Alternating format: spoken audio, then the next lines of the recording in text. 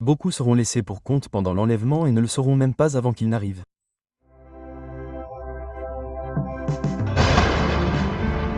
D'abord, il y aura l'enlèvement, puis le jugement par le feu, et après cela, l'Antéchrist entrera en scène pour imposer la marque de la bête.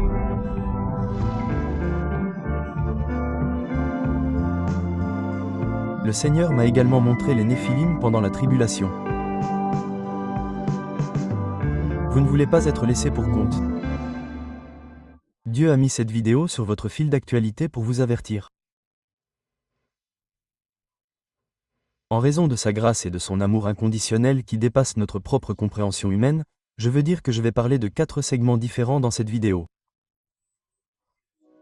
Le premier segment dont je vais parler est simplement la raison pour laquelle nous sommes dans les derniers jours.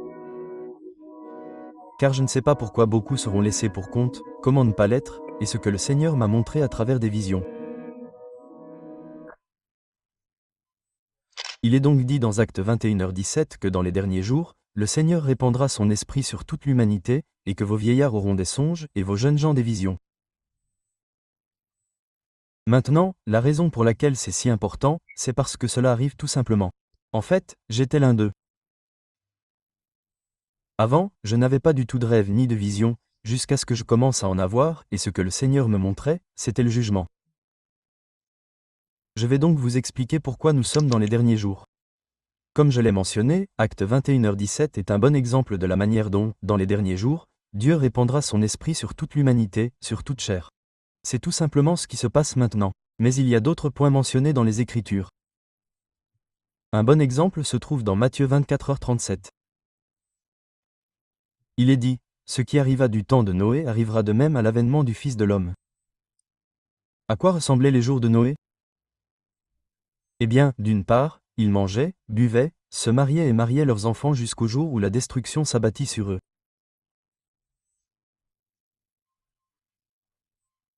Ce qui est également intéressant, c'est qu'il est dit dans Genèse 6/5, « L'Éternel vit que la méchanceté des hommes était grande sur la terre, et que toutes les pensées de leur cœur se portaient chaque jour uniquement vers le mal. »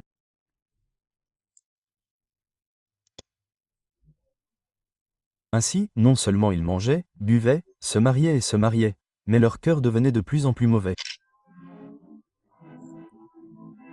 La méchanceté couvait, la méchanceté se répandait, les ténèbres grandissaient.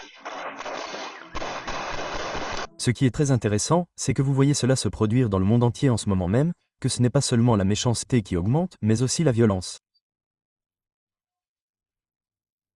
Et il est dit cela dans la Genèse lorsque Dieu a dit à Noé avant qu'il ne détruise la terre, Dieu a dit à Noé, « La fin de toute chair est venue devant moi, car la terre est remplie de violence à cause d'eux. » Et voici, je vais les détruire avec la terre. L'Éternel a donc également dit à Noé, « Et, la violence grandit. Le cœur des hommes devient méchant. Je vais détruire la terre. » Ce qui est encore plus grand, c'est que notre Seigneur Jésus-Christ va emmener son épouse, ceux qui ont le Saint-Esprit, au cours de l'enlèvement. Maintenant, la terre ne sera pas jugée par l'eau, mais par le feu. Et c'est ce qui arrive. C'est ce que le Seigneur met en garde tant de gens en ce moment. Et cela viendra de la Seconde Guerre mondiale. Les conséquences seront si catastrophiques que cela déclenchera la tribulation. Et l'épouse du Christ, ceux qui ont le Saint-Esprit, seront enlevés de la terre avant que tout cela n'arrive.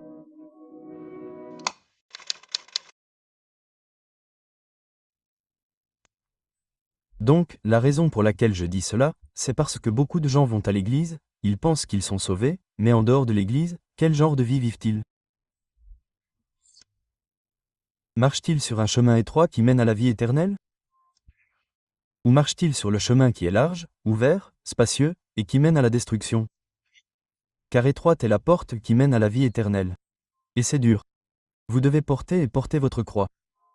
Vous subirez la persécution. Vous devrez persévérer dans votre foi. Beaucoup sont comme la semence mentionnée dans la parabole du semeur dans Matthieu. La semence a été semée parmi les rochers. La semence a poussé de manière exponentielle, mais le soleil l'a brûlée et elle a séché. Voyez-vous, ce que le Seigneur a mentionné, c'est que la semence est celle qui reçoit l'évangile de joie. Lorsque la souffrance, les temps de persécution, les épreuves et les tests sont arrivés, ils ont séché parce qu'ils n'avaient pas de racines profondes. Vous devez être profondément enraciné en Christ, parce que si vous ne l'êtes pas, vous ne serez jamais sauvé pour commencer. Maintenant, c'est très important parce qu'un jour viendra comme un voleur, pendant que beaucoup mangent, boivent, se marient et se marient. Le Fils de l'homme viendra, Jésus notre Seigneur viendra et nous enlèvera. Mais ne soyez pas comme cette semence, bien-aimée, qui est plantée parmi les rochers. Nombreux sont ceux qui, en ce moment, sont cette semence qui est jetée et semée parmi les épines. Vous pourriez être étouffé par les plaisirs de ce monde. Vous pourriez être étouffé par les désirs de l'argent, des richesses qui disparaîtront tout simplement comme de la fumée. Alors qu'en réalité, bien-aimés, vos trésors sont dans le ciel, pas sur la terre. Notre Seigneur Jésus-Christ a dit, « Prenez garde et gardez-vous de la cupidité, car la vie d'un homme ne dépend pas de ses biens, dans l'abondance. » Maintenant, la raison pour laquelle cela est si important, c'est parce que Satan est en guerre contre votre âme. Votre âme est précieuse. Votre chair pourrie se détériore. C'est temporaire, mais ce qui est éternel, c'est votre âme. Que se passe-t-il si vous ne vous repentez pas? C'est que votre âme est jetée en enfer et que vous brûlez pour toujours, une séparation éternelle d'avec Dieu. Vous avez le choix maintenant. Si vous ne vous êtes pas encore repenti, changez simplement d'avis. Ce qui se passe, c'est que lorsque vous changez d'avis, vous changez de cœur. Et ce changement de cœur conduit à un changement d'action. Alignez vos actions sur le Christ. Et ce n'est pas une chose facile à faire. Il faut un changement de cœur.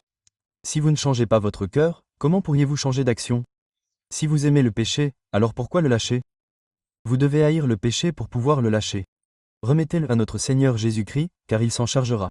Il vous délivrera si vous êtes accro. Il vous délivrera si vous traversez une forme d'esclavage du péché contre laquelle vous luttez. Tout ce qu'il faut, c'est que votre cœur veuille vraiment qu'il disparaisse. Dieu voit votre cœur. En fait, les Écritures disent que Dieu cherche votre cœur. D'autres signes qui se produisent actuellement dans le monde entier et qui expliquent pourquoi l'enlèvement aura lieu bientôt sont les suivants. Dans Matthieu 24, il est dit que cet évangile du royaume sera prêché dans le monde entier, pour en témoigner à toutes les nations, et qu'alors viendra la fin. Il y a 100 ans, il y a 200 ans, l'évangile ne pouvait pas être prêché comme il l'est maintenant, car il n'y avait pas d'Internet. Mais maintenant nous avons Internet, nous avons les téléphones portables, une technologie qui pourrait littéralement atteindre des gens et des endroits où elle n'aurait pas pu atteindre auparavant, ce qui est un autre signe que nous sommes à la fin. Un autre exemple se trouve dans 1 Jean 2h18. Jean a écrit, « Petits enfants, c'est la dernière heure, et comme vous l'avez entendu, l'Antéchrist vient. » Or, plusieurs antéchrists sont venus, et nous savons que c'est la dernière heure. De nombreux antéchrists entrent en scène. Le mien en est un, par exemple. Je suis Abdallah, le successeur de Simon Pierre, le successeur de Jésus-Christ.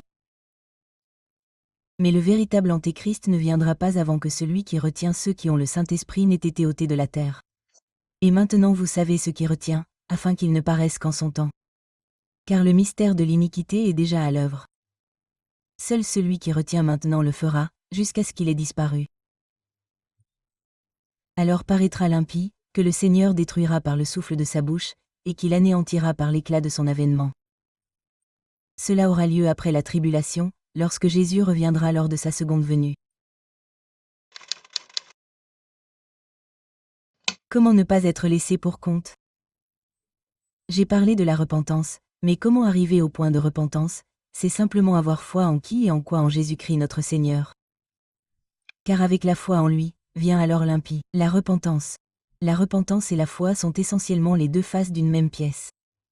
Lorsque vous avez la foi, vous vous repentez et c'est à ce moment-là que vous naissez de nouveau. Vous voyez, les désirs de votre chair disparaissent. Votre esprit est renouvelé. Vous êtes sanctifié par le Saint-Esprit. Vous devenez plus semblable à Christ. Ce qui se passe lorsque vous naissez de nouveau, c'est que vous marchez selon l'Esprit. Par conséquent, vous avez les fruits de l'Esprit. Ensuite, vous avez les œuvres, car la foi sans les œuvres est morte. Et vous n'êtes pas sauvés par les œuvres, mais vous êtes sauvés par la foi en notre Seigneur Jésus-Christ. Donc, pour simplifier, vous avez simplement la foi qui mène à la repentance. Ensuite, vous naissez de nouveau. Ensuite, vous avez les fruits du Saint-Esprit. Cela mène aux œuvres. Mais qu'est-ce que l'Évangile? C'est essentiellement la bonne nouvelle. C'est ce que signifie l'Évangile. Donc, quand quelqu'un dit « Je prêche la bonne nouvelle de l'Évangile », il dit « Je prêche la bonne nouvelle de la bonne nouvelle ». La bonne nouvelle, c'est que Jésus est mort sur la croix pour expier vos péchés par la foi en Jésus. Vous ne périrez peut-être pas, mais vous aurez la vie éternelle. Ce sang qu'il a versé sur la croix pour vous était destiné à vous sauver.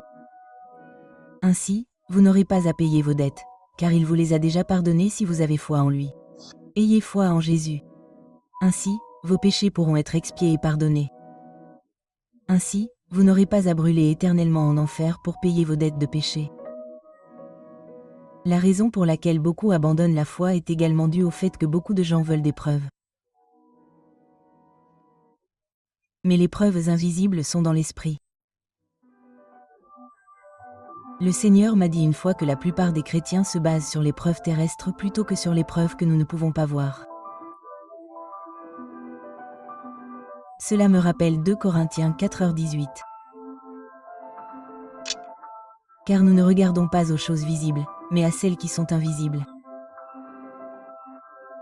Car les choses visibles sont passagères, et les invisibles sont éternelles.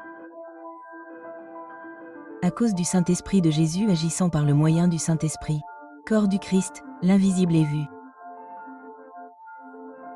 Le don des langues, l'interprétation des langues, la prophétie, la guérison, l'expulsion des démons et les miracles sont autant de preuves de l'action de son Saint-Esprit par le corps du Christ.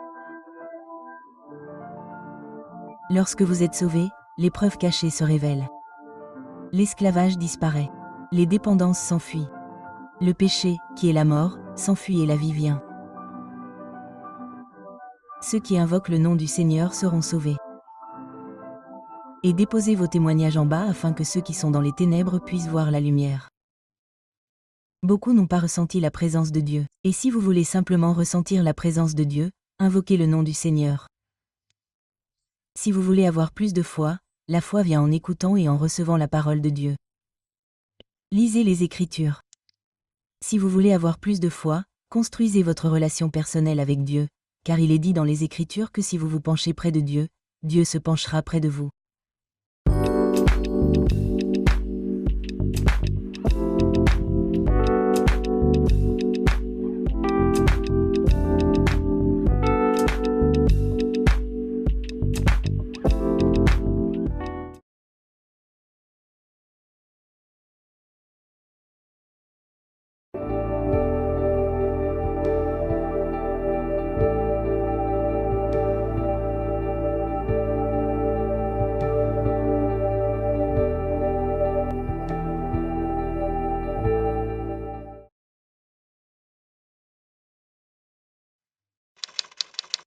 Pour mon dernier sujet, le Seigneur m'a montré ce qui va arriver. Si vous avez déjà été sur cette chaîne, vous entendrez peut-être ces mêmes sujets, car j'en parle beaucoup, mais il y a beaucoup de nouvelles personnes. Je veux dire que certaines choses que le Seigneur m'a montrées, la plus importante dont je vais parler, ce sont les armes nucléaires. Et le Seigneur m'a montré que les armes nucléaires vont tomber. Plus précisément, aux États-Unis, ce sera rapide. Ce sera soudain. Beaucoup de gens périront. Personne ne s'y attendra. Des millions de personnes mourront. J'ai vu les conséquences. J'ai vu comment, vous savez, il y avait des cadavres, des décombres, des voitures qui ont explosé. J'ai vu une ville. Je ne sais pas de quelle ville il s'agissait, mais j'ai vu que les fondations étaient littéralement la seule chose qui restait. Et si vous allez dans une ville comme New York, par exemple, vous ne pouvez pas vraiment voir très loin parce qu'il y a tellement de gratte-ciel. Mais imaginez si tout était rasé et que vous pouviez voir à des kilomètres devant vous et que tout n'était que décombres. Le ciel est sombre. C'est nuageux et tout est détruit. Maintenant, c'est un peu comme ça, tribulation et ce n'est pas la seule partie. Donc, le Seigneur m'a aussi montré les Néphilim dans la tribulation, ces grands géants gris et ils ont des cheveux roux orangés. Donc, en utilisant un logiciel, j'ai pu recréer ce que le Seigneur m'a montré concernant les géants Néphilim. Maintenant, sur l'écran, vous voyez que cet être a la peau grise. Il a l'air froid, misérable, en colère et carrément rebelle. Donc, l'image ne rend pas justice à sa taille, mais ils sont très grands d'après ce que le Seigneur m'a montré. La raison pour laquelle je parle de cela est qu'il y aura une grande tromperie après l'enlèvement. Maintenant, Paul a écrit dans 2 Thessaloniciens à propos de l'Antéchrist, de Satan et du faux prophète. Mais ce qui est très intéressant, c'est qu'il parle d'une tromperie qui sera libérée. Il est dit dans 2 Thessaloniciens 2/10-11 avec toute l'injustice, la séduction pour ceux qui périssent parce qu'ils n'ont pas reçu l'amour de la vérité pour être sauvés. Et c'est pour cela que Dieu les enverra. Illusion forte selon laquelle ils devraient croire au mensonge. Ce mensonge sera une tromperie d'ovnis. Et je dis cela uniquement parce que c'est ce que le Seigneur a prévenu d'autres personnes que moi. Maintenant, ce dernier sujet dont je vais parler peut être difficile à accepter pour certaines personnes, ce que je comprends parfaitement. Mais vous devez comprendre que la Bible parle de créatures plus absurdes qui seront libérées pendant la tribulation. Le Seigneur m'a montré beaucoup de ces personnes ressemblant à des serpents, et le Seigneur a mentionné qu'il y en aurait beaucoup pendant la tribulation. D'après ce que le Seigneur m'a montré, elles ont l'air abominables et elles sont purement laides.